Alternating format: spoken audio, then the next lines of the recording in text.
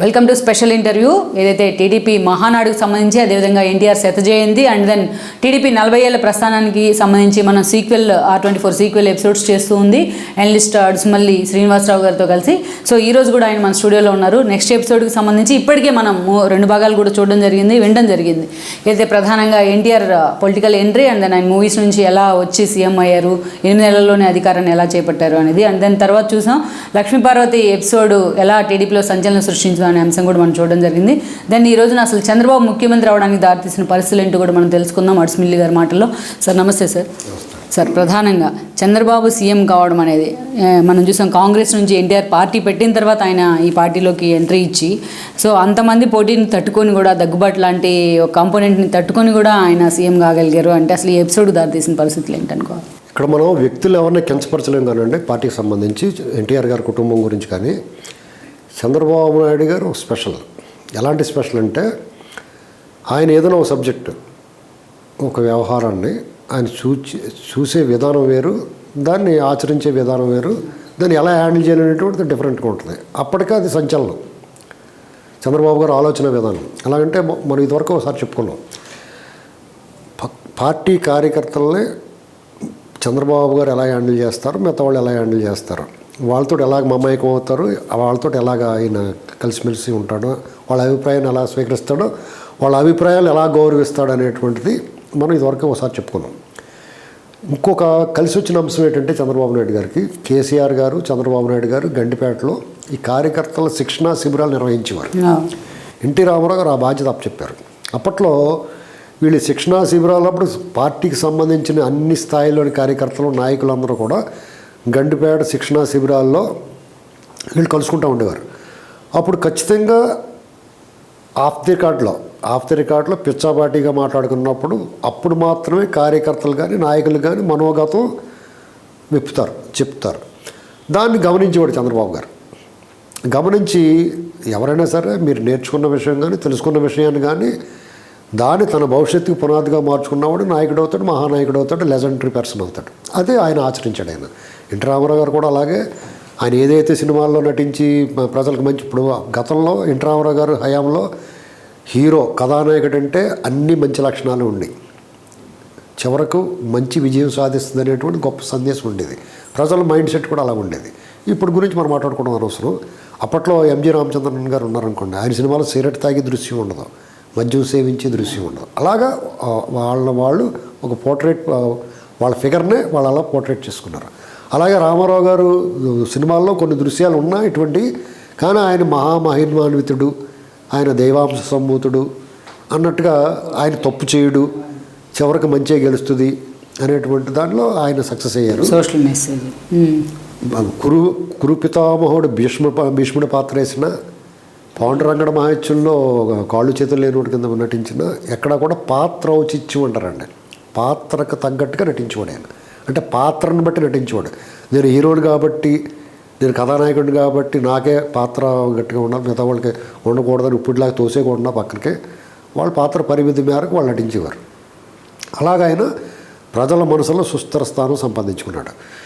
అలాగే రాజకీయ యవనిక మీద, రాజకీయ ముఖ చిత్రంలో చంద్రబాబు నాయుడు గారు కూడా ఒక లెజెండరీ పొలిటీషియన్గా ఎందుకు మారాడంటే, ఆయన్ని సరిదిద్దుకోవడం, ఆయన మార్చుకోవడం, క్రమశిక్షణ ఒక చట్టంలో బిగించుకోగలటం అనేటువంటిది అది ఎవరు చేస్తారో, ఒక ఋషులు చేయగలుగుతారు, తపస్సు చేసి వాళ్ళు చేయగలుగుతారు. మీకు సీల్ అని ఉన్నది ఒక సంస్థ, ఏజెన్సీ, వాళ్ళకి కఠినమైన శిక్షణ ఉంటుందండి. వాళ్ళకి 48 గంటలు వాళ్ళు ఊపిరి ఆడకుండా ఒక చీకటి గదిలో అస్సలు చలనం లేకుండా పడేసిన దొంగలా పడి ఉండాలంటే పడి ఉంటారు వాళ్ళు. అంటే అత్యంత కఠినమైన శిక్షణ పొందుతారు వాళ్ళు. అలాగా ఆయన కఠినమైన శిక్షణ తీసుకుని క్రమశిక్షణలో పెట్టుకున్నాడు చంద్రబాబు గారు. అది ఆయన ప్లస్ కలిసి వచ్చింది. రాజకీయాల్లో ఒక్కొక్క మెట్టు ఎదగటానికి అది కారణభూతమైందండి. దీని వెనకాల చాలామంది హ్రస్వ దృష్టి అంటారు దాన్ని, చిన్న చూపుతోటి ఆయన్ని కించబెడుతూ మాట్లాడతారు. ఈయన నమ్మదగిన వ్యక్తి కాదు, విశ్వసనీయత లేదు, ఈయన వాడుకుని వదిలేస్తాడు, వాడుకుని వదిలేకపోతే నెత్తిమీద పెట్టుకుంటారు. ఇటు ఎవరినన్నా పని అయిపోయిన తర్వాత ఇప్పుడు ఇలా మాట్లాడి కూడా ఎవరిని పెట్టుకుంటాడా? చాలా విశ్వసనీయత అని పేరు చెప్పుకుని ఇవాళకే కూడా డప్పాలు కొట్టుకుని ఎవడ దొరికితే ఆడు స్టేజ్ దొరికి మైక్ దొరికితే నోట్లోంచి నొరగలు వచ్చేలా మాట్లాడి వాళ్ళ విశ్వసనీయత, ఈయన విశ్వసనీయత గురించి ఒకసారి మాట్లాడుకుందామండి. చంద్రబాబు నాయుడు గారికి 1991 అంటే 30 సంవత్సరాల క్రితం, 1985 అంటే 35 సంవత్సరాల క్రితం ఎవరైతే ఆయన పక్కన ఉన్నారో ఇవాళ ఆయన పక్కన ఉన్నారు వాళ్ళు. కాబట్టి చూసుకోమని తరిచి చూసుకోమని లోపలికి వెళ్ళి చూడాలి.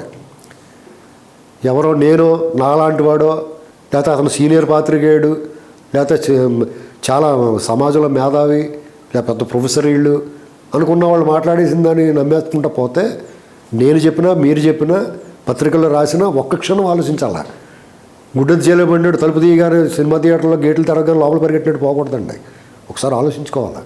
ఆలోచించుకుంటే ఎవడేంటో తెలుస్తుంది. చంద్రబాబు నాయుడు గారు పాత పత్రికలు దొరుకుతాయి ఇప్పటికీ కూడా, లైబ్రరీకి వెళ్తే దొరుకుతాయి, లేకపోతే డిజిటల్ వరల్డ్లో నిక్షిప్తమై ఉంటాయి. చూసుకోమనండి. 1991 ఈనాడో, జ్యోతో, ఆంధ్రప్రభో, ఆంధ్రపత్రికో, ఆంధ్రభూమో, డెక్కన్ క్రానికల్ది అప్పుడు తెలుగుదేశానికి అప్పటి నుంచి ఇప్పటికీ కూడా వ్యతిరేకంగా పనిచేసే పత్రిక. ఆ పత్రిక ప్రధాన శీర్షికల్లో చంద్రబాబు గారు వెంట ఎవరున్నారో చూడమనండి, ఇప్పుడు ఎవరున్నారో చూసుకోమనండి. సింపుల్ అంతే. విశ్వసనీయత అంటే అదే. ఒక వ్యక్తి మిమ్మల్ని నమ్మి 4 దశాబ్దాల తరబడి మీ వెంట ఉన్నాడంటే అంతకన్నా విశ్వసనీయత ఏం కావాలి మీకు? ఇంకా ప్రూవ్ చేసుకోవాల్సిన అవసరం కూడా లేదండి. ప్రూవెన్ చంద్రబాబు నాయుడు గారు అదే ఆయన ప్రూవెన్ కాబట్టి రాజనీతిజ్ఞులు, దూషణ భూషణ తిరస్కారాలకు అతిథులు వాళ్ళు ఇటువంటి పట్టించుకోరు. దానివల్ల పార్టీకి మైనస్ అయింది. ఈయన ఎప్పటికప్పుడు ఆయన మాట్లాడలేకపోయినా ఆయన సహచరుల చేత ఈ మాటలు మాట్లాడించుంటే ఆ విషయం అర్థమయ్యేది. ఆయన తీగల కృష్ణారెడ్డి గారు ఎన్నాళ్ళ తర్వాత మాట్లాడేయడం మొన్న ఆ ఎపిసోడ్ గురించి. మరి ఈ 20 ఏళ్ళు 25 ఏళ్ళు ఈ జనాల్లోకి విషయం నింపేశారు కదా. మొన్నటిదాకా ఆయన పార్టీలో ఉన్నాడు కదా ఆయన. మరి ఆ రోజు మాట్లాడాలి కదా ఈ విషయం గురించి. ఏకపక్ష దాడి చేస్తుంటే అందరూ కూడా ఈవిడ వెనకాల చేరి ఒక్కొక్కళ్ళు ఒక్కొక్క వాయిద్యం అందుకుంటున్నారు. ఒకళ్ళు డోలక్ అందుకుంటే, ఒకళ్ళు సంగీతం పెట్టి వాయించుంటే, ఒకళ్ళు ఇంకో రకం వాయిస్తున్నారు. చిడతలు వాయించే వాళ్ళు కొంతమంది. ఇంతమంది ఇన్ని రకాల వాయిద్యాలు వాయించి ఆయనకి వ్యతిరేకంగా భజన కార్యక్రమాలు అవతలోడికి భజన చేస్తా ఈయన దూషిస్తుంటే, కించపరుస్తుంటే మరి నోరిప్పకుండా ఉండడం చంద్రబాబు గారు తప్పది. జలసేమో చంద్రబాబు ఎందుకు సీఎం కావాలని. ఇక్కడ చంద్రబాబు నాయుడు గారు ఆ ఎపిసోడ్లో రామారావు గారి నుంచి అధికారి మార్పిడి జరిగిన ఎపిసోడ్లో చంద్రబాబు నాయుడు గారి పాత్ర పరిమితం. అక్కడ లక్ష్మీపార్వతి గారు ఎన్టీ రామారావు గారితో వివాహం అయిన తర్వాత, వివాహానికి ముందు తర్వాత, ఆవిడ వివాహానికి ముందు గంగ అయితే వివాహం తర్వాత చంద్రముఖిగా మారింది ఆవిడ. ఏంటండి ఇంతే సింపుల్. అప్పుడు వీళ్ళు తట్టుకోలేరు కదా. ఎలా తట్టుకుంటారు? అప్పటికి పార్టీ పెట్టి 12 ఏళ్ళు ఒక పుష్కరం దాటింది. ఒక పుష్కరం దాటిన తర్వాత 83 అధికారంలోకి వచ్చింది, 85లో తిరిగి అధికారంలోకి వచ్చింది, 84లో అప్రతిహిత విజయం సాధించారు పార్లమెంట్ స్థానాల్లో. పార్లమెంట్లో ప్రధాన ప్రతిపక్షం అయింది. 89లో ఓడిపోయిన గౌరవప్రదమైన ఓటమి. 94లో ఇక మామూలుగా తుఫాను, సునామీ. 91లో పార్లమెంట్ ఎన్నికల్లో రాజీవ్ గాంధీ గారు చనిపోయిన టైంలో, రాజీవ్ గాంధీ గారు చనిపోక ముందు రిజల్ట్ వేరు, రాజీవ్ గాంధీ గారు చనిపోయిన తర్వాత ఎన్నికల్లో జరిగిన దాంట్లో కూడా అప్పుడు కూడా గెలిచారు వైజాగ్ ఇలాంటి సీట్లు కొన్ని. రాజీవ్ గాంధీ గారు సానుభూతిని మించి గెలిచిన సీట్లు ఉన్నాయి అప్పుడు. అటువంటి పరిస్థితుల్లో ఆ పార్టీలో మీరు ఈ నాయకులు వీళ్ళందరినీ తోసిరాజని ఆవిడ తన పెత్తనం సాగిస్తానంటే ఆవిడ ఎంతవరకు యాక్సెప్ట్ చేస్తారో రామారావు గారు కోరుకున్నారో ఆవిడ సాహచర్యం దాన్ని యాక్సెప్ట్ చేశారు. రామారావు గారు అభిమానులు యాక్సెప్ట్ చేశారు, కుటుంబం వ్యతిరేకించింది, అందుకే గెలిపించారు మరోసారి అని. తప్పక అభిమానులు రామారావు గారు ఒక్కొక్కళ్ళ మీద ఒక్కొక్క ప్రేమతోటి కొన్ని భరిస్తారు, సహిస్తారు. అలాగే భరించారు, సహించారు. ఆవిడ శృతి మించింది. మాలాంటి సామాన్యులకి పేపర్ మాత్రమే చదివి వాళ్ళు కనీసం వాళ్ళ దగ్గర నుంచి కూడా చూడండి మనుషులు.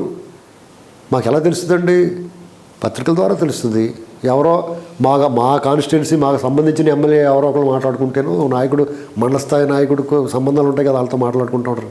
వాళ్ళు చెప్పింది వినటం వల్ల మాకు తెలిసింది ఏంటంటే ఈవిడ ఆగడాలు పెంచిపోయింది.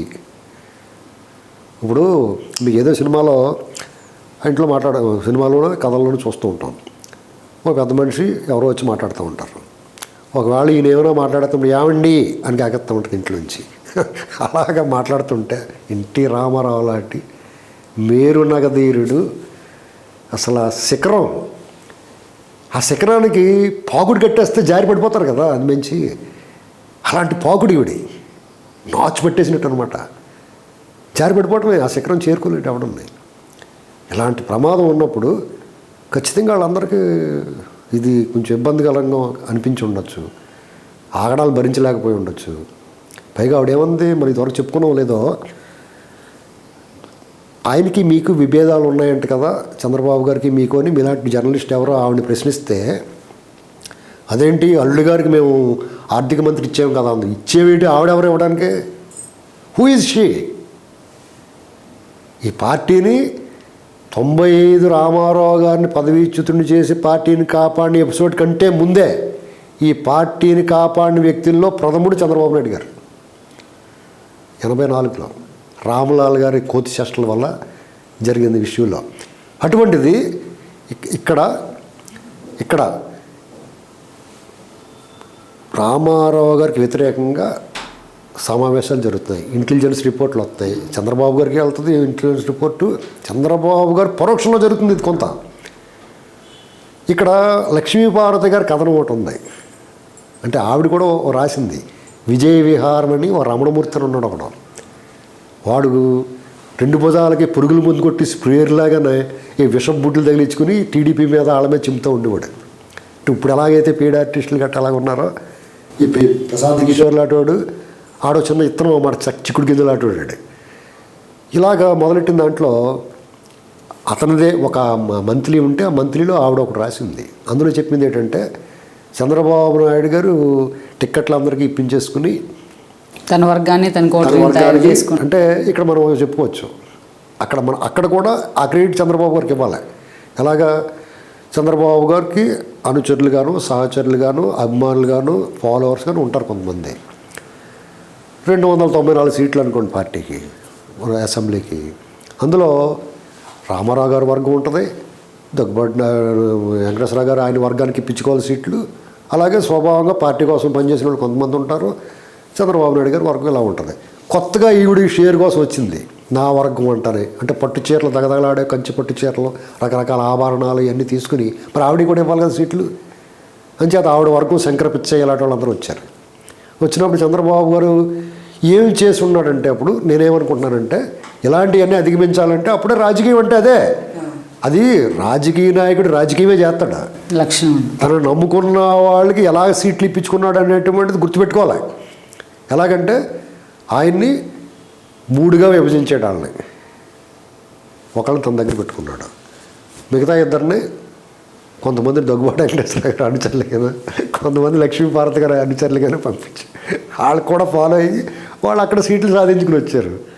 ఏంటండి అలాగని కుట్రపూరితం ఏం కాదండి ఇది, రాజకీయం. వాళ్ళకని తను నమ్ముకున్న వాళ్ళు సీట్లు రావాలి. అక్కడ వాళ్ళ అప్పుడు ఆలోచన ఎలా ఉంటుందంటే, నన్ను నమ్ముకున్నారో వీళ్ళ సీట్లు రావాలి, అంతవరకే.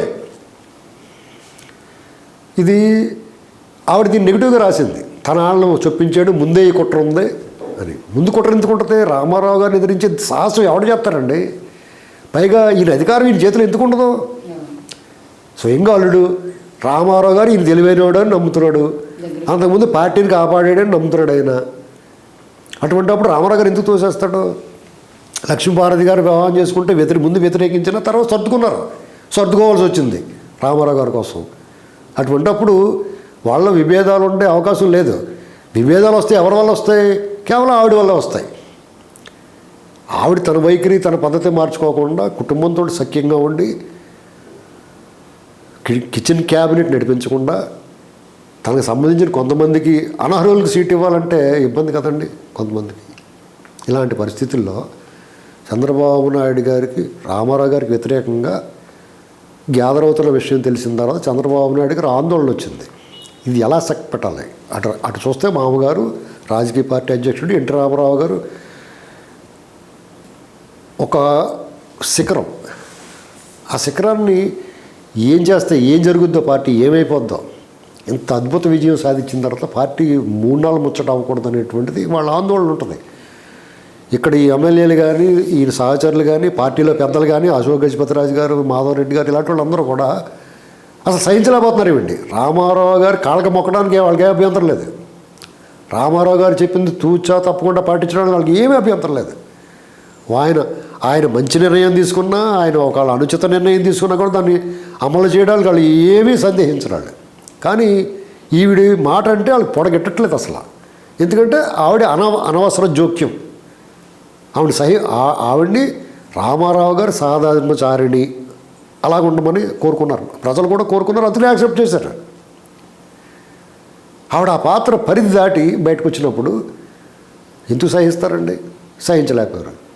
ఖచ్చితంగా చంద్రబాబు నాయుడు గారు ఆ లీడ్ తీసుకోవటం అంటే వాళ్ళు చెప్పింది వినకపోతే నువ్వు మానే ఏమేం చేసుకుంటావు అన్నారు.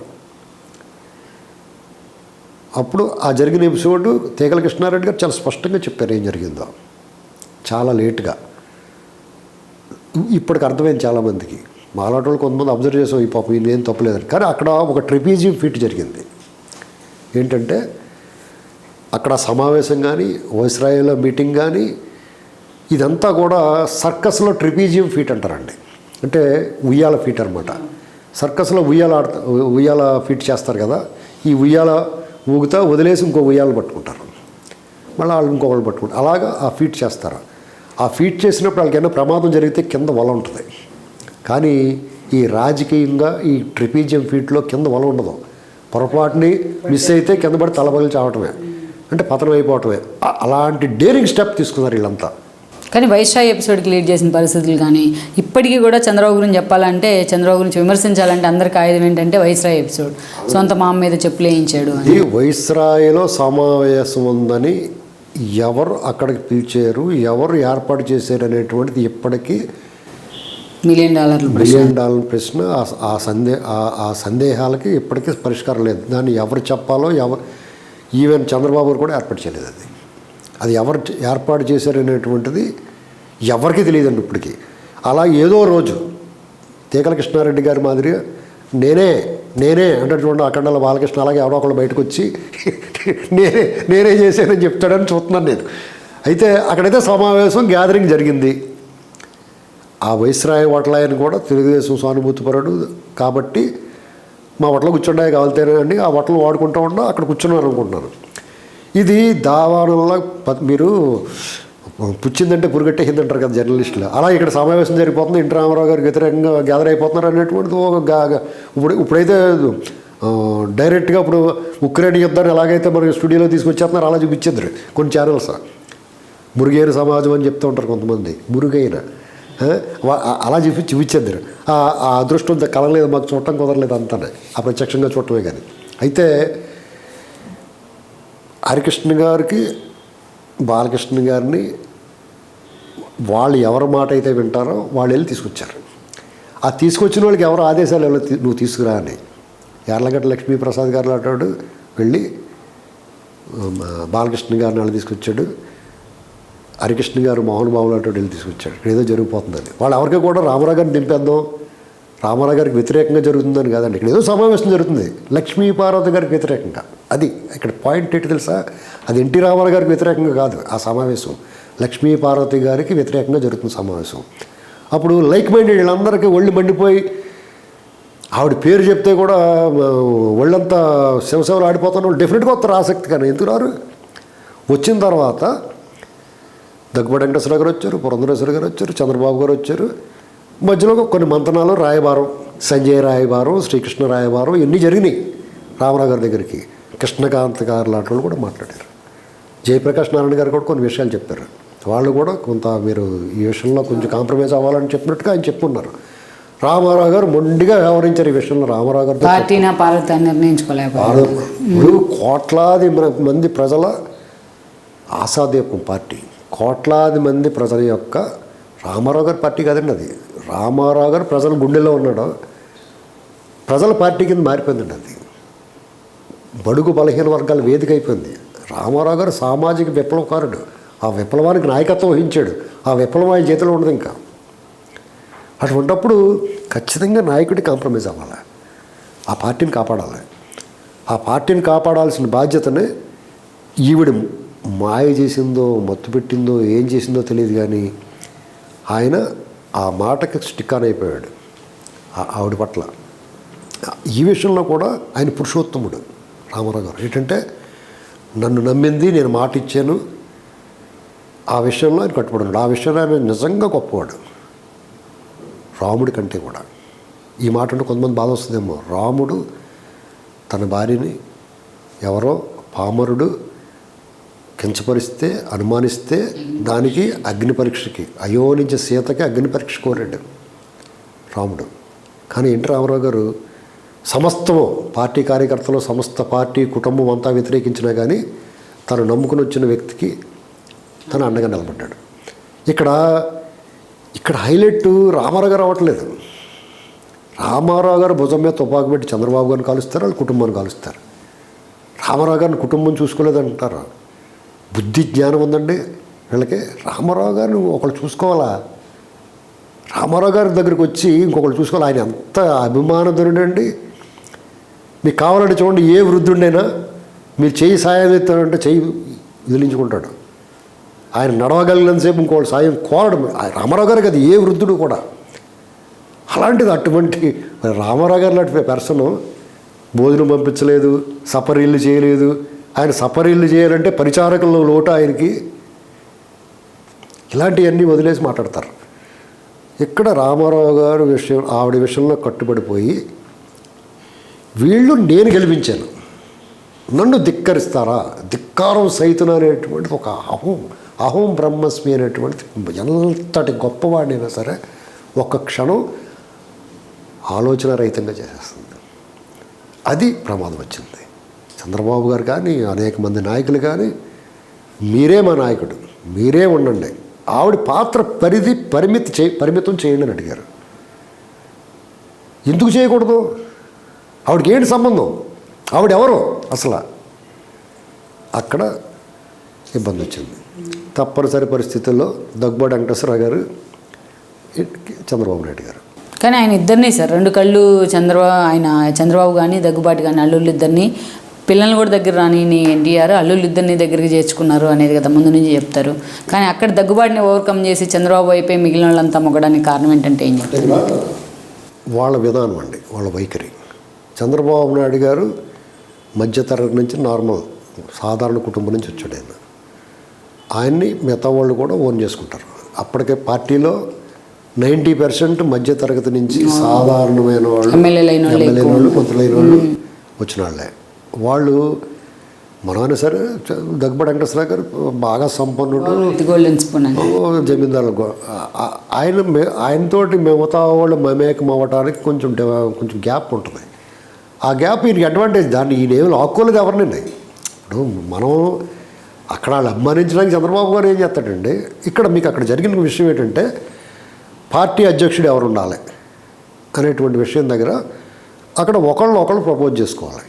ఇక్కడ నాకు చంద్రబాబు నాయుడు గారు దగ్గుబాటి వెంకటేశ్వరరావు మీరు ఉండండి అని అడుగుతారు. అలాగే దగ్గుబాటి వెంకటేశ్వరరావు గారు లేదు మీరే ఉండండి అంటాడు. చంద్రబాబు గారు సరే అన్నాడు. అది ఆయన బాధ.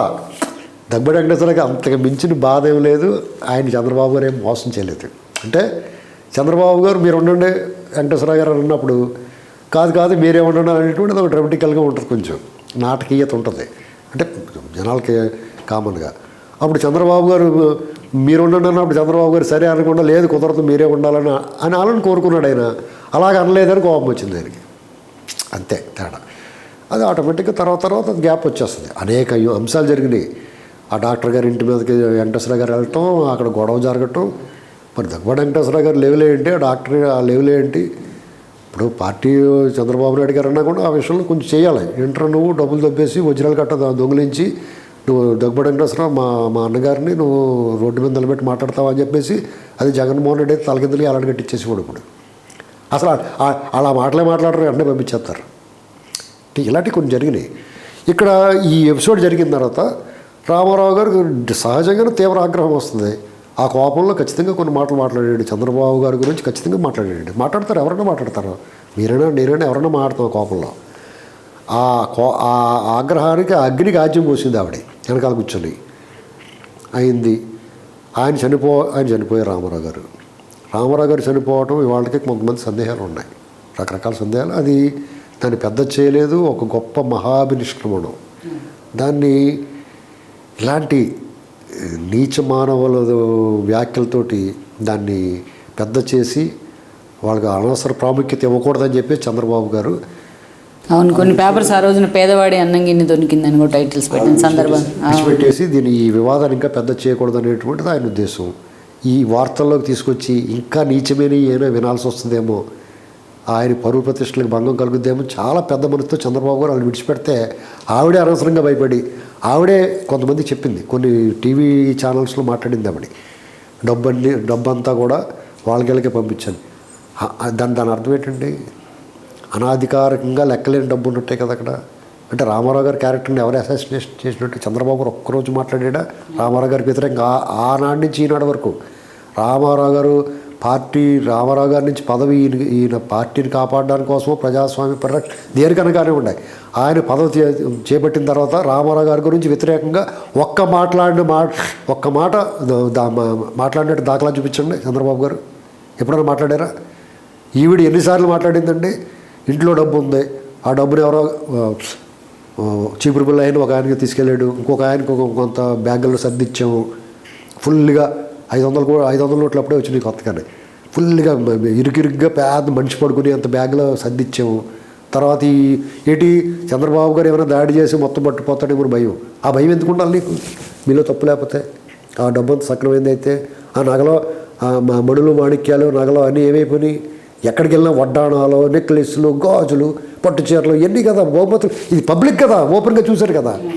ఇదంతా నీకు హరికథా గానం చేస్తే వస్తుందా? ఆ వీరగంధం సుబ్బారావు గారితో పాటు మీరు ఎంత పర్యటించినా వస్తాయా ఇవన్నీ? ఇది అయాచితంగా వచ్చిందే కదా ఇదంతా. దాంతో సరిపెట్టుకోకుండా అక్కడితో ఆ కథ ముగించకుండా ఇది ఎంత అన్యాయం అండి ఇది. రామారావు గారు మా వారు శ్రీవారు దైవం అని మాట్లాడతా ఎప్పటికప్పుడు ఆయన క్యారెక్టర్ మీద ఈ మచ్చని మీరు ఇంకా చూపించడం ఏం న్యాయం అండి అది? పాయసంలో పలుకురాయి తగిలినట్టే రామారావు గారి గురించి ఏ రోజు మాట్లాడుకున్నా ఈ ఎపిసోడ్ అనేటువంటిది ఆ జీవితంలో మచ్చ. ఎలాంటి కాన్వాస్ అండి అయింది. ఆ క్యాన్వాస్లో అద్భుత సుందర దృశ్య కావ్యం ఆయన జీవితం. అపజయమే లేని వ్యక్తి. అటువంటి ఆయన జీవితంలో ఇది ఒక మచ్చ కదా, ఇది కదా కనిపిస్తూ ఉంటుంది మనకి. ఈ దుర్వాసన, ఈ దుర్గంధం మన అనుభూతి చెందుతాం కదా. సుగంధ పరిమళాలు వెదజల్లే ఆయన జీవితంలో ఇది ఒక దుర్గంధం కదా. పదే ఆ ఎపిసోడ్ తీసుకొచ్చి చంద్రబాబు గారిని తిట్టాలంటే రామారావు గారు ఆయన గురించి మాట్లాడతారు, సినిమాలు తీసేసి ఇలాంటి రకరకాల వ్యవహారాలు వచ్చేసి పరిస్థితి వస్తాయి. కానీ సార్ ఇప్పటికీ మీరు అంటున్నట్టు ఇంత చిన్న ఇవాళ రేపు రాజకీయాల్లోకి వస్తున్న వాళ్ళు కూడా ఎన్టీఆర్కి వెన్నుపోటనో, లేకపోతే ఎన్టీఆర్ నుంచి పార్టీ లాక్కున్నారనో, లేకపోతే వేష ఎపిసోడ్లో చెప్పులు వేయించారనో, సార్ లక్ష్మీపార్వతి అందంటే ఓకే అనుకోవచ్చు. సో ఆమె కారణాలతో అందని. కానీ ఎందుకు ప్రతిపక్షాలు కూడా ఈ స్థాయిలో ఎప్పుడు చంద్రబాబు అపోనెంట్స్ కూడా టార్గెట్ చేసినా టీడీపీ కానీ చంద్రబాబు నాయుడు కానీ ఎందుకు దాన్ని ఓవర్కమ్ చేయలేకపోతున్నారు అనేది కదా విమర్శ. ఎన్టీ రామారావు గారి ద్వారా రాజకీయ జీవితం పొందిన వాళ్ళు ఇది చంద్రబాబు గారిని కించపరుస్తుందని అనుకుంటున్నారు అందరూ చాలామంది. చంద్రబాబు గారితో తదనంతరం రాజకీయ విభేదాలు వచ్చి చంద్రబాబు గారిని రాజకీయంగా బద్నామం చేయాలనుకుంటున్నారు. కానీ వాళ్ళు యాక్చువల్గా వాళ్ళు కించపరిచేది ఎన్టీ రామారావు గారిని. ఈ విషయంలో వాళ్ళు చంద్రబాబు గారిని ఏదో మాట్లాడుతున్నాం అనుకుంటారా? వాళ్ళు ఎంత మాట్లాడితే మాత్రం 99లో ఆయన గెలిపిన ఆపగలిగారా? ఇది వెంటనే జరిగిన ఎన్నికల్లో డెఫినెట్గా అప్పుడు ఉండాలి ఆ ఎఫెక్ట్. నిజంగా ప్రజలు కార్యకర్తలు చంద్రబాబు నాయుడు గారు ఎన్టీ రామారావు గారికి వెన్నుపోటు పొడిచారని నమ్మితే నాదెళ్ల భాస్కరరావు గారికి పెట్టిన గతే పట్టేది ఈయనకి. ఇందిరాగాంధీ లాంటి ఉక్కు మహిళ సపోర్ట్ ఉన్నా కానీ ఆ రోజు నాదెళ్ల భాస్కరరావు గారికి ఏమీ చేయలేకపోయారు. ఆ టైంలో చంద్రబాబు నాయుడు గారికి ఎవరున్నారు సపోర్టు? పార్టీ కార్యకర్తలు, ప్రజలు సపోర్ట్ ఉన్నారు. సుజావుగా నడిచింది ఆయన ప్రభుత్వం. ఆయన ఈ పనికిమాలిన వ్యవహారాలు మాట్లాడకుండా ఎవరెంత విమర్శించుకున్నా ప్రతిపక్షాలకు అప్పుడు కాంగ్రెస్కి అనుకూలంగా ఉండే పత్రికలు రోజు ఇదే మాట మాట్లాడి చంద్రబాబు గారిని ఎక్కడ వీలుంటే అక్కడ వాళ్ళు బద్నాం చేయడానికి చూసేవారు. ఆయన దీనికి వ్యతిరేకంగా ఒకటే మార్గం ఎంచుకున్నాడు, పని చేయటం, పని చేయించడం, పని రాక్షసుడిగా పేరు తెచ్చుకున్నాడు. అప్పట్లో అందుకనే పనిచేసే ముఖ్యమంత్రి అనేటువంటి పేరు తెచ్చుకున్నాడు ఆయన. ప్రతిరోజు కూడా ప్రతి సోమవారం, ఇప్పుడు సోమవారం పోలవరం ఎలాగంటున్నాడు ఆయన, సోమవారం సాయంత్రం 6:30కే దూరదర్శన్లో ప్రజలతో ముఖ్యమంత్రి అనేటువంటి కార్యక్రమం నిర్వహించడం మొట్టమొదటిసారిగా. ఏంటంటే నేరుగా వాళ్ళు అడిగిన ప్రశ్నలకు సమాధానం చెప్తా, వాళ్ళు ఏమైనా సమస్యలు చెప్తే వాటిని పరిష్కారం చేస్తా మాట్లాడేవాడు ఆయన. తన విజన్ ఏంటి, తను ఏం చేద్దాం అనుకుంటున్నాడు అనేటువంటి ప్రజలకు చెప్పి దాన్ని ఒప్పించి చేసి చూపించాడు ఆయన. అదే సమయంలో 2 సార్లు పార్లమెంట్ ఎన్నికలు వచ్చినాయి, 98 మళ్ళీ 99, 96. ఈ 3 పార్లమెంట్ ఎన్నికల్లోనూ ఆయన 3 సార్లు కూడా కేంద్ర ప్రభుత్వంలో ఏ ప్రభుత్వం రావాలో దానికి ఈయన సంధానకర్తగా ఈయన నిర్ణయించిన ప్రకారం అక్కడ ప్రభుత్వాలు ఏర్పడినాయి. అది రాష్ట్ర వ్యాప్తంగా దేశవ్యాప్తంగా చంద్రబాబు నాయుడు గారి పేరు మారుమోగింది.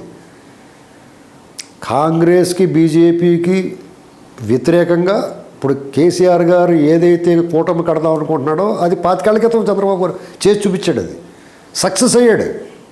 తర్వాత కాంగ్రెస్ మద్దతుతో ఒక ప్రభుత్వం ఏర్పడింది. ఈ ప్రభుత్వాలు విఫలమైన తర్వాత, పూర్తి స్థాయిలో పనిచేయలేకపోయిన తర్వాత వాజ్పేయి గారికి సపోర్ట్ ఇవ్వకపోయినా సమదూరం పాటించాడు ఆయన కాంగ్రెస్కి బీజేపీకి. తర్వాత వాజ్పేయి గారు సపోర్ట్ చేశాడు.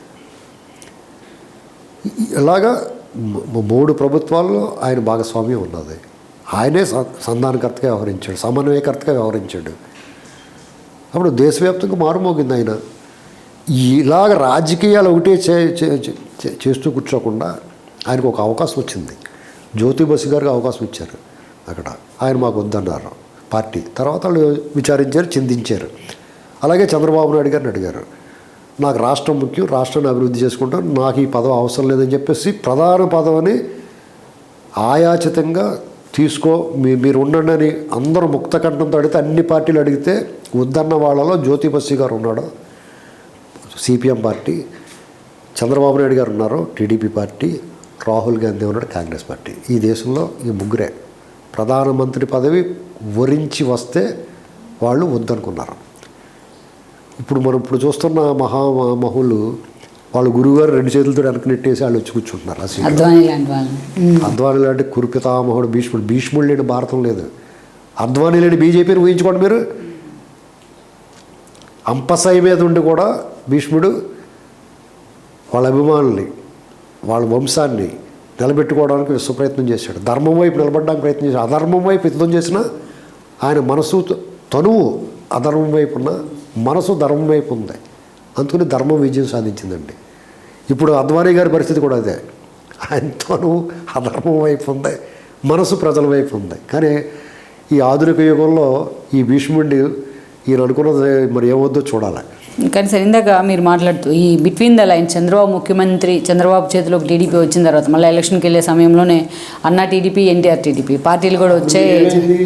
చంద్రబాబు నాయుడు గారు ముఖ్యమంత్రి అయిన తర్వాత ఖచ్చితంగా మీకు కరటక్క దమనకులు అని కొంతమంది ఉంటారు. అంటే మీకు పంచతంత్రం కథలు చదివితే అర్థమవుతుంది. కరటక్క దమనకులు అండి. వాళ్ళ పని ఏంటంటే, వాళ్ళకి కరటక్క దమనకులు అంటే మన పేరు చెప్పొచ్చో చెప్పకూడదు తెలియదు, కానీ ఫోన్లో మన పేరు చెప్తే వాళ్ళు ఇప్పటికే వాళ్ళ మీద ట్రోలింగ్ అయిపోయి గోలెట్టేస్తున్నారు వాళ్ళ పని ఇదే. హరికృష్ణకి చంద్రబాబు నాయుడు గారికి, హరికృష్ణ గారు కొంచెం ఆవేశపరుడు. వాళ్ళు ఏమనుకుంటారు, ఈ ఆస్తి మాది, సంపద మాది, ఈ పార్టీ మాది అనుకుంటారు కదా. సహజం అనుకోవచ్చు, తప్పలేదు. ఎందుకంటే చైతన్య రథం నడిపి ఆ పార్టీని ప్రచారంలో ఎన్టీఆర్కి అండదండగా ఉన్నాడు కానీ ఇది నాది అనుకుంటాం, తప్పలేదు. అలాగా ఆయనకి చంద్రబాబు గారికి మధ్య విభేదాలు, దగ్గుబాటి వెంకటేశ్వరరావు గారికి చంద్రబాబు గారికి మధ్య ఉన్న విభేదాలు ఇంకా పెంచి పోషించారు.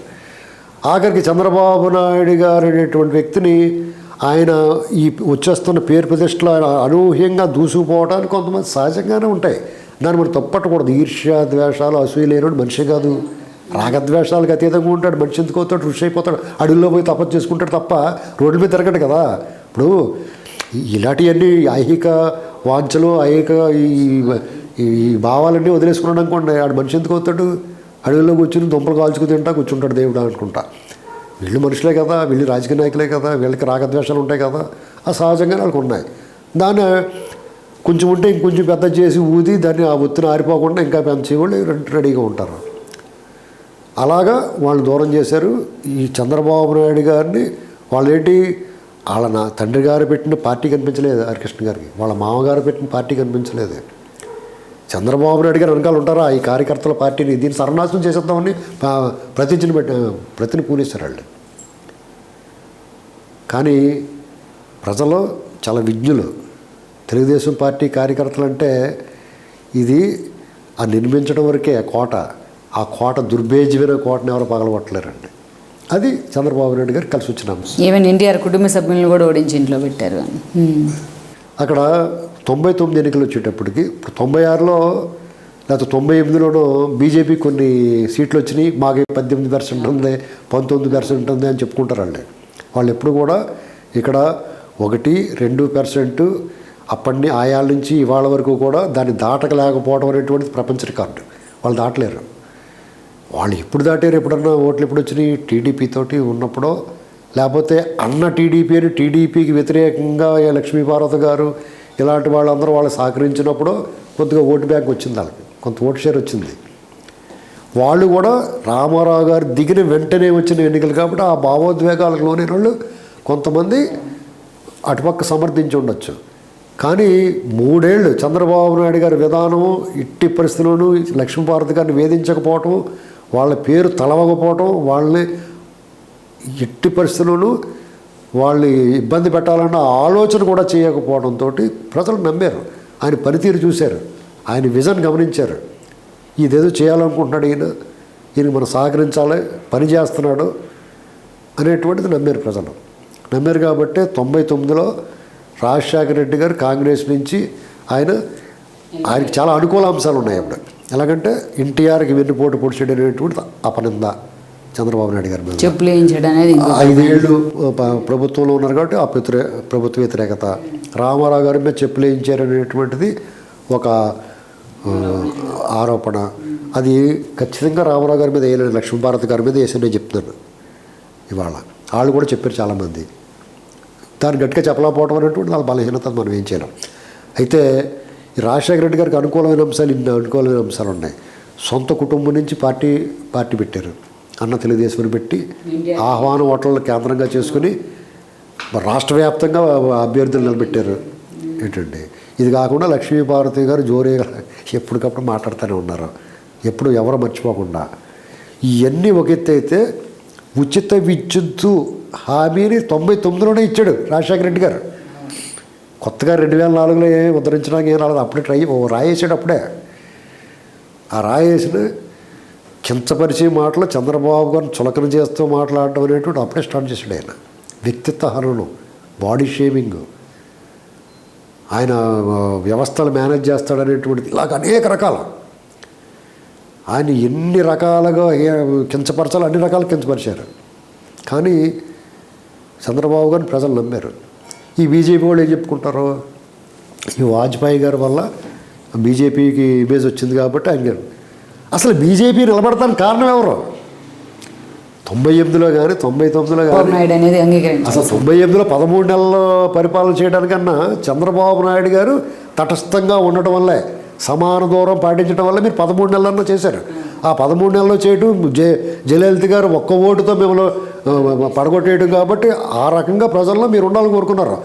వాజ్పేయి గారు అనేటువంటి ఆయన ఒక శిఖరం, లెజెండరీ పొలిటీషియన్, వివాదాలకు తావులేని వ్యక్తి. ఆయన్ని పార్టీలకు అతీతంగా అందరూ అభిమానిస్తారు. అటువంటి వ్యక్తిని మీరు ఓన్ చేసుకోవచ్చు మీ పార్టీ వ్యక్తి కాబట్టి. అంతేగాని ఆయన మాకు చెందుతాడు, మీకు చెందుతాడు, అందరికీ చెందుతాడు. ఆయన ఒక గాంధీ గారు అటువంటి ఆయన, వాజ్పేయి గారు కానీ అద్వానీ గారు కానీ అందరూ ప్రేమించే మనుషులు వాళ్ళు. దాన్ని ఈయనకి ఆపాదించి ఆయన వల్ల ఈయన గెలిచాడు అంటారు. టీడీపీ వాళ్ళు కూడా అంటారు, మా వల్ల మీరు గెలిచారు, మీకు 2 సీట్లు మనుషులు, మీరు 1 సీటు మేము పెట్టిన భిక్ష అంటారు. తప్పే ఉందా? మీరు అలాగన్నప్పుడు వీళ్ళే అలాగంటారు. ఇక్కడ బీజేపీ టీడీపీ కలిసి పోటీ చేసినప్పుడు 1-2 సార్లు ఓటమి ఎదురైనా, ఒకసారి ఓటమి ఎదురైన 2004లో. మిగతా సార్లు వీళ్ళు ఎప్పుడు కలిసి పనిచేసినా అద్భుత విజయం సాధించారు. ఆ సారూప్యతని, ఆ సానుకూలతని మీరు ఉపయోగించుకోవాలి, వాళ్ళకి ఉపయోగపడాలి. మీరు మాత్రం ఉపయోగించుకుని వాళ్ళు తినేద్దాం అనుకుంటే ఎవరు ఊరుకుంటారు? ఖచ్చితంగా రాజకీయం చేస్తారు. చంద్రబాబు గారు తలుచుకుంటే వ్యవస్థలా పనిచేస్తే మీరు అడుగు తీసి అడుగు కూడా ముందేలేరు రాజకీయంగా. పులి మేక ఆటలో పులిని బంధించినట్టు బంధించేస్తాడు ఆయన. కానీ మీరు ఏం చేస్తున్నారు? వ్యవస్థలు చెరబెట్టేసి వాళ్ళ అత్యాచారం చేసి సామూహిక అత్యాచారం చేస్తున్నారు. మీరే కాకుండా మీ శిష్యుల చేత కూడా చేయిస్తున్నారు ఆ వ్యవస్థలని. చేయించి మేము ఏదో చంద్రబాబు గారిని అదుపు చేసాం, మమ్మల్ని ఎదిరిస్తే ఆయనకి పెట్టినట్టు గతి పడుతుంది అనేటువంటి వాచాలత, అసందర్భ ప్రేలాపన ప్రాలుతున్నారు. దానికి పరిష్కారం దొరుకుతుందండి. 1 or other డే, ఇవాళ కాదు రేపు కాకపోతే ఎల్లుండి. ప్రజలేవి అంత మూసుకునే కూర్చోలేదు, ఆలోచిస్తున్నారు అంతా. మీరు ఇవన్నీ మాట్లాడాలంటే మీలో వర్త్ ఉండాలా, మీలో విజన్ ఉండాలా, ఈ దేశానికి ఏదైనా చేశారన్న చరిత్ర కనిపించాలా, వచ్చే రాబోయే తరాలకు మీరు ఏం చేశారన్నట్టు చెప్పుకుని ఇది ఉండాలి కదా. అలాగే చంద్రబాబు నాయుడు గారు 1999లో రాజశేఖర రెడ్డి గారు ఎలాంటి ఉచిత విద్యుత్ హామీలు ఇచ్చినా ఈయన కేవలం పనిచేసే ముఖ్యమంత్రి అనేటువంటి ఒకే ఒక నినాదంతో ఆయన గెలిచాడు. ఇవాళ చాలామంది తెలుగుదేశం వాళ్ళు కొత్త ముఖాలకు అవకాశం ఇవ్వాలి, కొత్త వాళ్ళు తీసుకురావాలి, కొత్త బ్లడ్ తీసుకురావాలన్నారు. 20 ఏళ్ల క్రితమే తీసుకొచ్చాడు ఆయన. 20 ఏళ్ల క్రితం శనక్కాయల అరుణ్ గారు, ఆవిడెవరో పుష్పలేల, ఆవిడెవరో జుక్కల నుంచి అరుణుతారు, ఆవిడెవరో విజయరామారావు గారు, ఆయన సిబిఐ మాజీ డైరెక్టర్, ఆయన తీసుకొచ్చారు. ఆయన అక్కడ భానుమతి గారు వైజాగ్ నుంచి, ఇలా ఎంతోమందిని ఆయన కొత్త వాళ్ళని తీసుకొచ్చాడు. ఆయన బాబు మోహన్ గారు మంత్రి పదవి ఇచ్చాడు. ఏంటండి ఇలాగా ఆయన కొత్త వరుడు తీసుకొచ్చాడు. అదే ప్రమాదమైంది పార్టీకి. కేసీఆర్ గారికి రావాల్సిన వాటా విజయరామారావు గారికి ఏ క్యాస్ట్ కోటాలను ఎందుకు కోటాలను పోయింది. అక్కడ కొంచెం చేయలేదు. మరి కేసీఆర్ గారు మరి పదవి రాకే కదా అగ్గిట్టేసాడు పార్టీకి. సరే అగ్గిపెడత పెట్టాడు, బయటకు వచ్చాడు, ప్రూవ్ చేసుకున్నాడు, ఆయన నిలబడ్డాడు. ఆయన నిలబడడానికి కాంగ్రెస్ ఎంత సహాయం చేసింది, టీడీపీని అణచడానికి, టీడీపీ లేకుండా చేయడానికి. ఇవాళ బీజేపీ ఏం చేస్తుందండి? నథింగ్. అంతకు మించి చేశారు కాంగ్రెస్ వాళ్ళు. టీడీపీని కాంగ్రెస్ ఎలా ఈ దక్షిణాదిలో ఈ టీడీపీ అనేటువంటిది వాళ్ళు ఇబ్బంది ఇప్పుడు సౌత్ నుంచి ఈ డిఎంకేలు ఏడీఎంకేలు వాళ్ళకి ఎవరో ఒకళ్ళు వాళ్ళ వైపున ఉంటున్నారు కాబట్టి వాళ్ళకి ఇబ్బంది లేదు. కర్ణాటకలో వచ్చినా కానీ లాగేసుకుంటున్నారు. కానీ ఇక్కడ ఆ పరిస్థితి లేదు. బలమైన ఏళ్ళూరుకు పోయిన టీడీపీ అనేటువంటి వాళ్ళకి పెకలించలేకపోతున్నారు, కదల్చలేకపోతున్నారు, ఆ కుడ్యాన్ని దాటలేకపోతున్నారు, ఆ కోటను చేరుకోలేకపోతున్నారు వీళ్ళు. అందుచేత ముందు కులాన్ని వాడారు, తర్వాత ప్రాంతాన్ని వాడారు. అది కూడా పనిచేయకపోతే ఇంకా తీవ్రంగా రాజశేఖర రెడ్డి గారు అసలు ఈ తెలంగాణ చంద్రబాబు ఎన్టీ రామారావు గారు అనంతరం మన చంద్రబాబు గారు లాంటి వాళ్ళు అయితే పార్టీ చల్లచెదురు చేసేయచ్చు.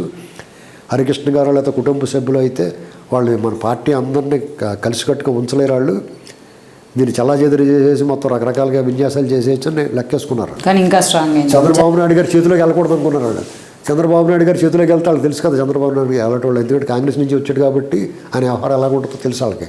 జిల్లా పరిషత్ చైర్మన్ పదవి కుతూహలం ఎలా గెలిపించుకున్నాడో తెలుసు ఆయనకి. వాళ్ళు చూశారు ఆయన రాజకీయం.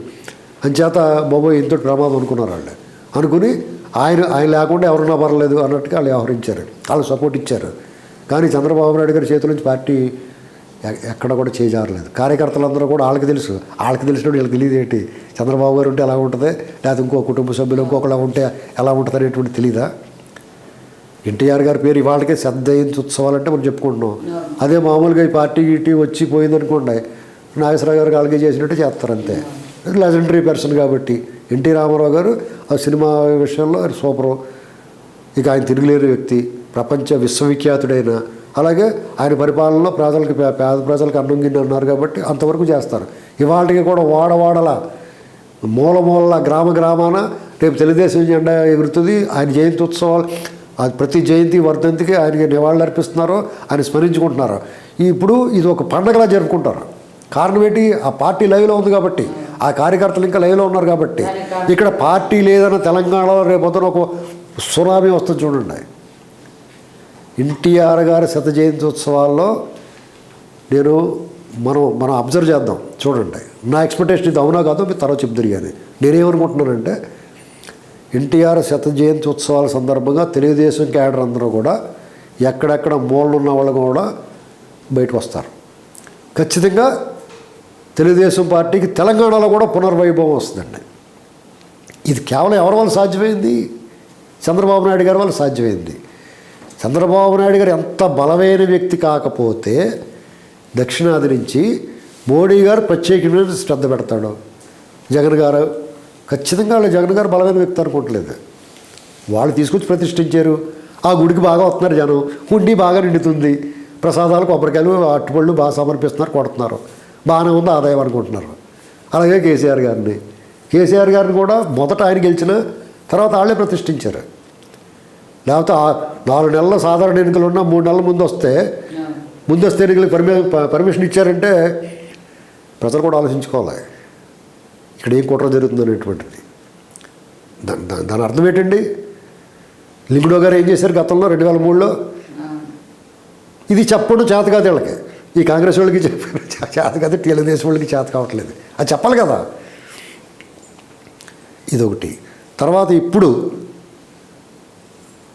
ప్రస్తుతానికి వస్తే 2009 ఎన్నికలు గెలిచిన తర్వాత ఆయన మంత్రి పదవి తీసుకోమంటే చంద్రబాబు నాయుడు గారిని మంత్రి పదవి తీసుకోలేదండి నేను. లోక్సభ స్పీకర్ మాత్రం ఈ దేశం మొట్టమొదట దళిత స్పీకర్. ఎంత గౌరవించారండి. తెలుగుదేశం పార్టీ సామాజిక న్యాయం అంటే దానికి అర్థం చెప్పింది తెలుగుదేశం పార్టీ. ఆ ముద్ర సామాజిక విప్లవకారుడు ఎన్టీ రామారావు గారు సామాజిక న్యాయం పాటించింది తెలుగుదేశం పార్టీ అనేటువంటి ప్రజలు నమ్మారు. ఆ నమ్మకమే దెబ్బతీయడం కోసం కులం కార్డు ఎత్తుకుంటారు వీళ్ళు. పదే పదే పదే పదే దాడి చేస్తారు. ప్రజలు నమ్మలేదు. నేను ఇప్పుడు చాలామంది కులం మీద పేరు చెప్పి దాడి చేస్తున్నారంటారు, కానీ సాధారణంగా కులం తిట్టుకుంటారు, అది జరుగుతుంది. కానీ ప్రజలు నమ్ముంటే 40% ఓట్లు ఎందుకు వస్తాయండి? వాళ్ళ బలం ఏముంది? నథింగ్. ఇప్పుడు ఘోరంగా ఓడిపోయినప్పుడు కూడా 40% వచ్చిందంటే తెలంగాణ ఉద్యమం జరిగి తీవ్రంగా ఉద్యమం జరిగి తెలుగుదేశం వాళ్ళు కనపడుతూ రాళ్ళిచ్చి కొట్టేశారు కదా కొన్ని చోట్ల. అది ప్రేరేపితమో లేకపోతే ఉద్దేశపూర్వకంగానో లేకపోతే నిజంగానే కొట్టారో తెలీదు.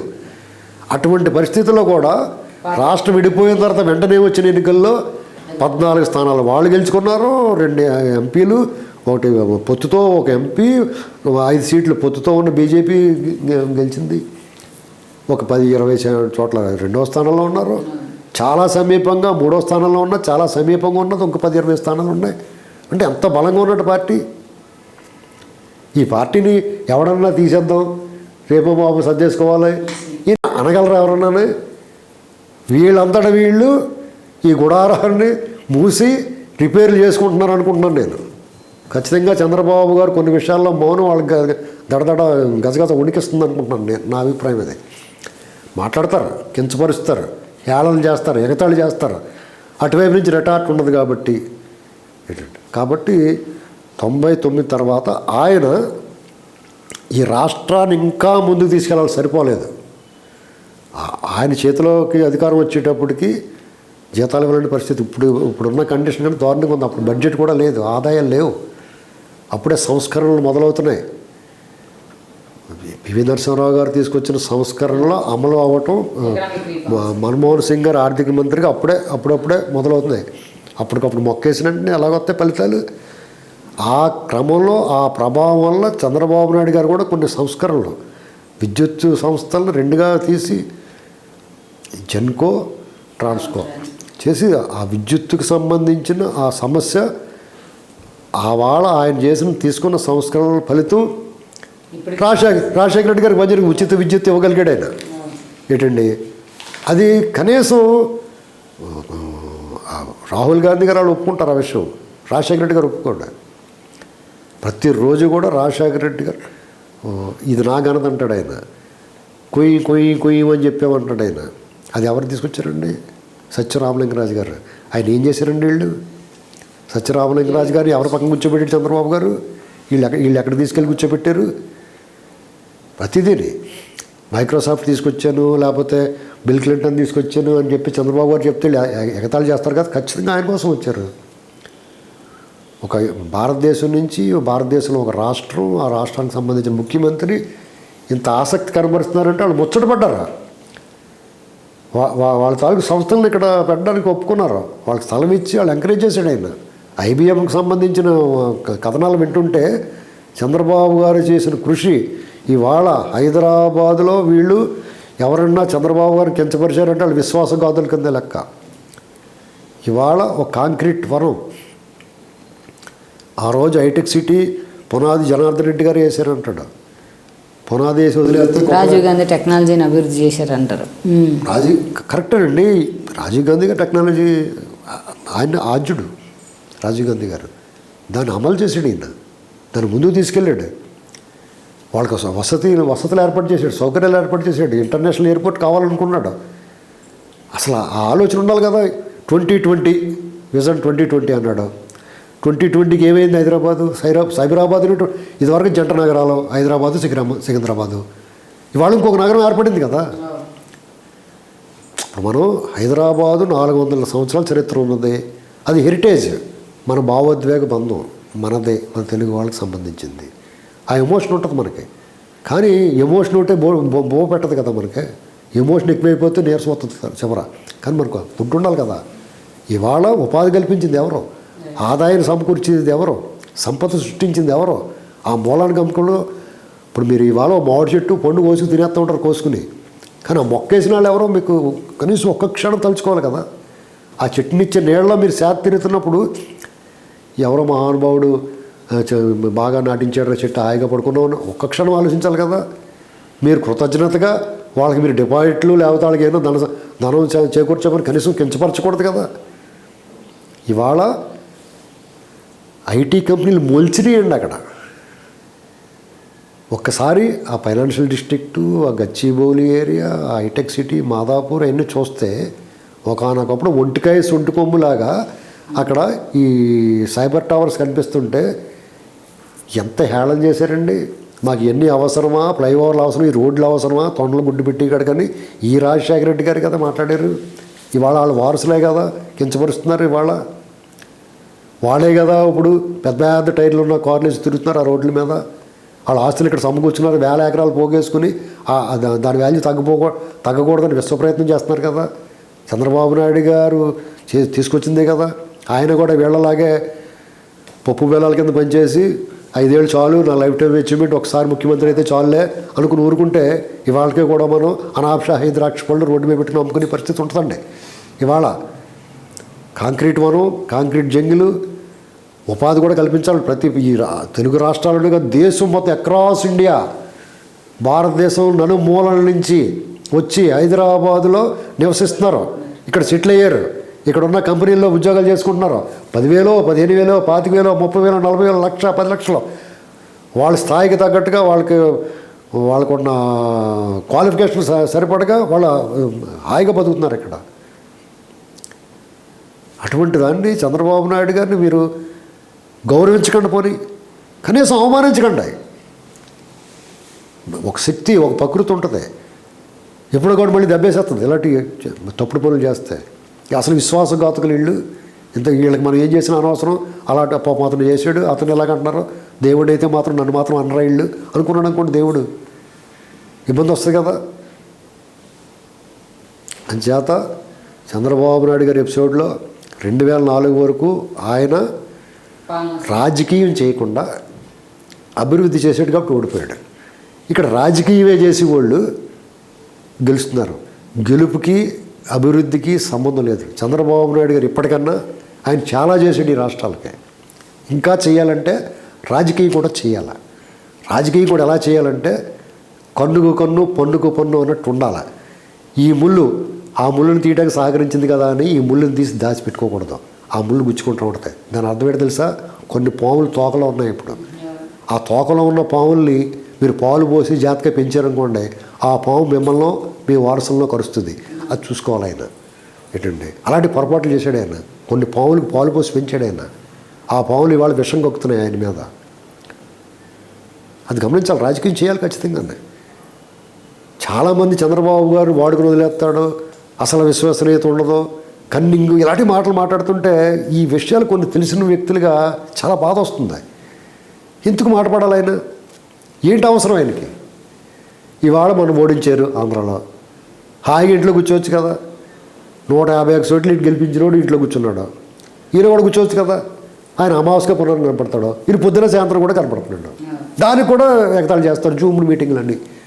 జూమ్ మీటింగ్లా కాకపోతే కరోనాలో ఎవడొచ్చాడు రోడ్డు మీదకి? ఏంటండి ఈ దేశాన్ని అప్పచెప్పేస్తే రెండోసారి కూడా రోడ్ల మీద నడిపించారు. ఈయన ఏం చేశాడు? ఆక్సిజన్ ప్లాంట్లో లేకపోతే మా డాక్టర్లు పోగేసి మందులు ఇప్పిస్తామో, బాబు శానిటైజ్ చేసుకోండి, ఈయన బాధ్యతగా కోపం వచ్చేసింది నాకు, నీకు ఎందుకయ్యా బాబు అన్నట్టుకన్నా. కానీ ఆయన ఏం అనలేదే, నన్ను ఓడించారు, నాకు ఎందుకని ఊరుకోలేదే. ఆయన గేటుకి తాళ్ళు కట్టినా సరే బయటకు రావడం ట్రై చేశాడు. అది కదా ఒక రాజనీతిజ్ఞతది. అంటే రాగద్వేషాలకు అతీతంగా ఉండాలి. నన్ను ఓడించారు కాబట్టి నేను పని చేయను, వాళ్ళు కొట్టాడు, నేను కొట్టించుకున్నాను, మళ్ళీ నేను కొడతాను అన్నట్టు ఉండదు ఆయన. ఇవాళ మాట్లాడుతున్నాడు ఆయన, ఇలాగే మాట్లాడాలి. ఎందుకంటే మీ వెనకాల ఉన్న సైన్యానికి కూడా మీరు యుద్ధం చేస్తారని నమ్మకం కలగాల, కరవాళ్ళతో చీల్చి చెండాడతారని నమ్మకం కలిగించాలా. ఎందుకంటే దెబ్బకి దెబ్బ తీస్తారని రణోత్సాహం అంటారండి దాన్ని. యుద్ధంలో ఓం నమ శివాయ అంట కూర్చుంటే ఆ కత్తితోటి పొందుపోలు చెప్పుకుంటారు అంతే, కాయలు కోసి తింటారు ఉప్పు కారం వద్దుకుని. యుద్ధం చేయరు సైనికులు, యుద్ధమే చేయాలి. ఇప్పుడున్న అరాచక పరిస్థితుల్లో ఖచ్చితంగా యుద్ధమే చేయాలి.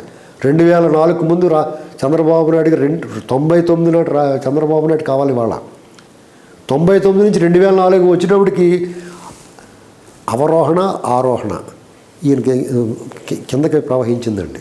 రాజకీయం చేయటం మానేసాడు ఆయన, అధికారుల చేతికి అప్పచెప్పాడు. నిజమే, రాష్ట్రాన్ని అభివృద్ధి చేయాలంటే అధికారులే చేయాలి. వాళ్ళకి ఫ్రీ హ్యాండ్ ఇచ్చాడు. వాళ్ళందరూ ఏ గూట్లో తేలేరు, ఈయన దగ్గర నిజాయితీ పరులుగా పేరు తెచ్చేసుకుంటారు.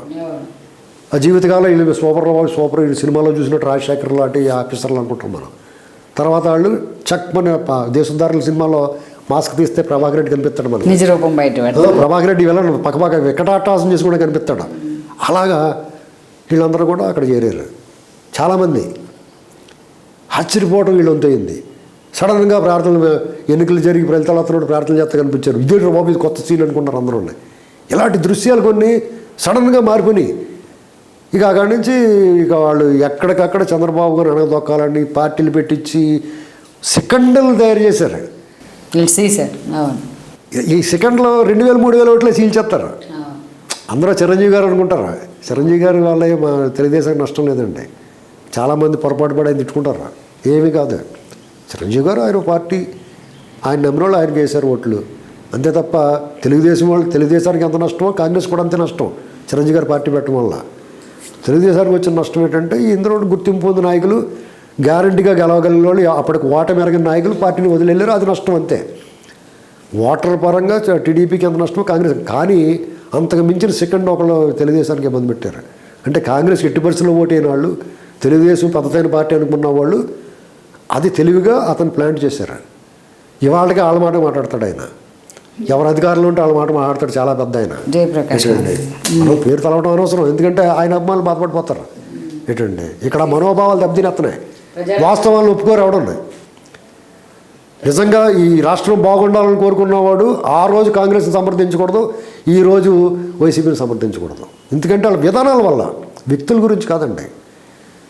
వైసీపీని ఎందుకు సమర్థించకూడదు అంటున్నానంటే ఇవాళ రాష్ట్రం అభివృద్ధి అడుగంటిపోయింది, అరాచకం ప్రబలింది. అసలు వ్యక్తికి మధ్య గోడ కట్టేస్తున్నారు, మనుషులను దూరం చేస్తున్నారు, ప్రాంతాల మధ్య చిచ్చు పెట్టేస్తున్నారు. సక్రమంగా సాగవలసిన ఒక రాజధాని లేని రాష్ట్రానికి అమరావతి ఏర్పాటు చేస్తే దాన్ని ఇంకా ముందుకు తీసుకెళ్ళి ఆ సంపద సృష్టించి ఆ సంపదను పెంపొందించి ప్రజలకు అందించాల్సిన బాధ్యత మానేశారు. రాష్ట్రం పరిస్థితి ఏంటంటే ఇక్కడ మాత్రం ఏం జరుగుతుంది?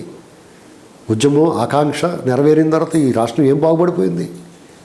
ఆ ఉన్నదాన్ని అటు తిప్పి దీన్ని చాలా గొప్పగా చేసామని చెప్తున్నారు తప్ప, ఇప్పుడు ఏమీ లేని రాష్ట్రం ఆ స్టేజ్కి వచ్చినప్పుడు ఇంత ధనిక రాష్ట్రం ఇంకే రేంజ్కి వెళ్ళిపోవాలి? ఏది ఎక్కడ కనపడుతుంది? ఇలాగా వీళ్ళు మన స్వజన హననం అంటారు దీన్ని.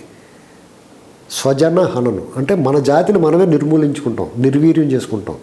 దానికి చాలామంది మేధావులు వాళ్ళు జీవితకాలంలో సాధించుకున్న వాళ్ళ మంచి పేరుని పడంగా పెడతారు దీనికి. తప్పకుండా సార్. రైట్ శ్రీనివాస్ గారు. సో ఇది ఇవాళ ఎపిసోడ్కి సంబంధించి శ్రీనివాస్ గారి మాటల్లో మనమైనా చంద్రబాబు ముఖ్యమంత్రి అవడానికి దారితీసిన పరిస్థితులు కానీ అండ్ వైశాల్ లాంటి సంఘటనలు ఎందుకు జరిగాయనే అంశానికి సంబంధించి నెక్స్ట్ ఎపిసోడ్లో మనం మళ్ళీ కలుద్దాం. Stay tune with R24. This is Rama signing off.